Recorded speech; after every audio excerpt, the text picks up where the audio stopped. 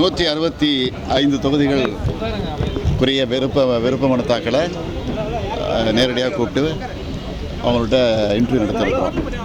அப்புறம் இன்னைக்கு தேர்தல் தேதி அறிவிக்கப்படுறதுக்கான சாத்தியங்கள் அறிவிக்கிறாங்க. நீங்கள் எப்படி திமுக எந்த அளவுக்கு தயாராக இருக்கிறது, நீங்கள் எந்த அளவுக்கு அவளோட எதிர்பார்த்து காத்துட்டு இருக்கீங்களோ அதை விட அதிகமாக அவளோட நாங்கள் எதிர்பார்த்து காத்துக்கிட்டு இருக்கிறோம்.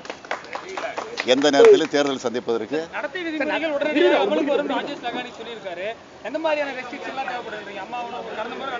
அது